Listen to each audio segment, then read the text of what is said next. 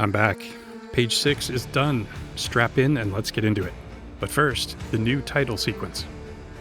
I figured I should mention it. Back when I first started this project, I created a sequence where the title was carved into clay. Later on, I learned a bit more about 3D and tried my hand at a bronze title with some subtle camera and light movement. They were both made quite a while ago, and I've amassed a huge collection of art since then. I wanted to put some of it to use. In the previous two versions, I liked the stacked wordmark. I felt very clever figuring out how to connect all the lines. However, there were just enough complaints about legibility that I decided to take another look at the wide wordmark. It's the one that appears in the top left of all the thumbnails, and on my website.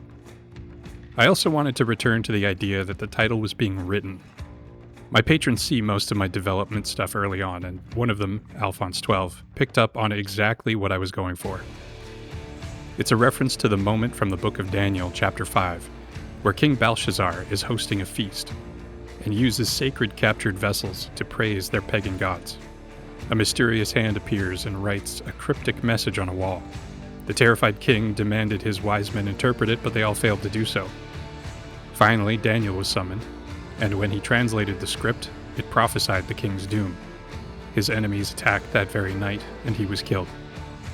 The title card for Dead Gods is like a prophecy of doom, a promise written out by an invisible hand. Okay, on to page 6.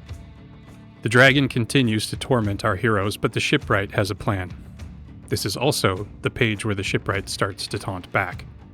One thing of note, in an effort to help make sure the dragon's dialogue is distinct from the other speaking characters, I went with a bold italic version of the same font. Between that and the echo, it should be enough to help the reader keep track. You'll see it in the final shot of the relevant panels. This is the 6th page of the 3rd episode. For this episode, I feel like I've found a rhythm that works. I've said before that I struggle to talk about the panels. Ideally, they kind of speak for themselves. If I'm doing my job right, you can see what's going on and you don't need me blabbing about them. Instead, I've been able to take the opportunity to talk about some higher level ideas. That said, here's my topic for this week. I know your secret. You're not here for me, or even my particular project, and I'm glad. As my follower count slowly grows, and as the ranks of my incredible battalion of patrons fills out, I can see how easy it could be for a creator to get deluded into thinking that they had amassed an audience, that they were special, precious snowflakes. Their content was so compelling that of course people would show up for it. But I think that's a trap. You see, I've been paying attention. I read what comments I can. I chat with my patrons regularly. Here's the secret. The people who are following along and supporting this endeavor don't care about my story as much as they care about storytelling itself. That's a critical distinction. If it was my story that people cared about, that's a ton of pressure. I'm just some guy. I'm actually writing for the first time. I'm trying to use techniques that I've never used before, and I'm doing this all in front of you. You're going to see where I mess up, where I course correct. It's a very vulnerable place to be. Thankfully, there's something far bigger under the surface. Storytelling is a part of us. Spiders spin webs, beavers build dams, birds make nests, and humans tell stories. As evidence that stories are vitally important, throughout human history, when powerful, evil people wanted to subjugate a population, one of the things that they would do is take away people's stories. In doing so, they also took away their heroes. Aspirational heroes are a way that people collect all of their best ideas into memorable packages that can be widely distributed. Destroy stories, and you destroy heroes. Destroy heroes, and you destroy a people. As storytelling is deprived of oxygen, the morals built into them erode. Villains become heroes, heroes become villains. This leads people to seek stories wherever they can.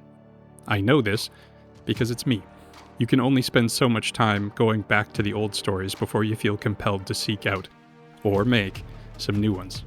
Which, when combined with the internet and the availability of consumer-grade technology, has led to a rise in independent projects. This is why, if you're here, I don't think it's because of my project. Because I am at the mercy of story with a capital S. It can't be stopped.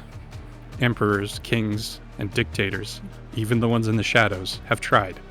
Trillions of dollars have been wasted in the attempt to stop the story from being told. It will never be stopped. but it needs us. It needs you. In my private server, there are a lot of people posting the work they're doing on their own projects. I say it all the time, but if you have a story that's been stewing in your skull, I think that it's time to put pencil to paper. If my audience continues to grow, it should be because I respect and value storytelling itself. The day that I stop doing that, my follower account should drop into the negatives, which I think would mean people don't just unsubscribe, but they block me as well. If this is the first video in this series that you're watching, here's the premise of Dead Gods. What if Noah was basically Conan, going on one last epic quest through the dragon and giant-infested antediluvian world to save what he can before the cataclysm? It's based primarily on the biblical story from Genesis, but respectfully coloring inside the lines by referencing visually spectacular secondary texts and theories. If you'd like to help this story grow, you can subscribe, like, comment, all the usual. You can also join me on Patreon. Higher tier members get access to our private server where some incredibly creative people who care about stories with a capital S are posting their work and discussing issues like this one. You can also pick up a copy of my previous attempt to tell a story that means something to me. It's called Tellurian. It's about a young man swept up in a quest to find a mysterious blade that seems to be the key to solving what happened to the crumbling world they live in. Hey, and there we have it, page 6. I've said before that this will be an 8-page episode, but I'm starting to think of splitting the last page into 2 to give it some breathing room. So I can now say that I'm 2/3 of the way done with this one. Now onto the character design. The Scarecrow. In the last video, my dragons voted, and it resulted in a tie.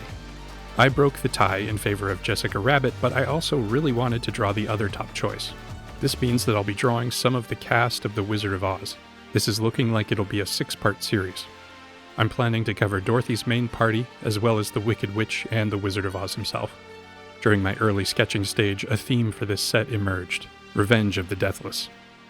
A warning: if you're expecting a faithful 1-to-1 matching of Baum's stories, you won't find it here.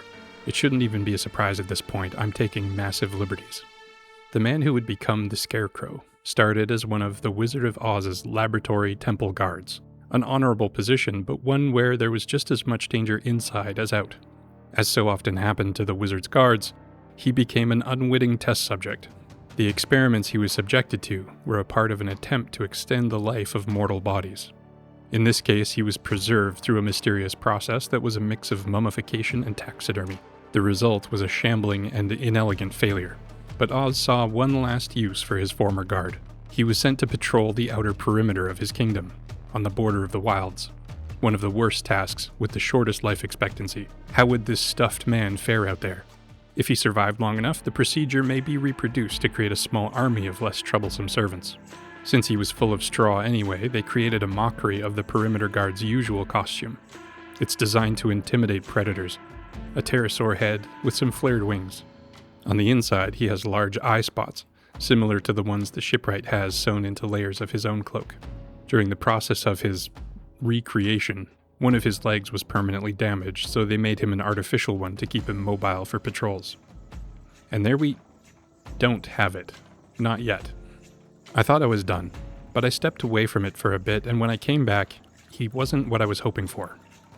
He's just kind of standing there. All the narrative elements I wanted are present in the design, but despite his horrendous condition, he is still alive.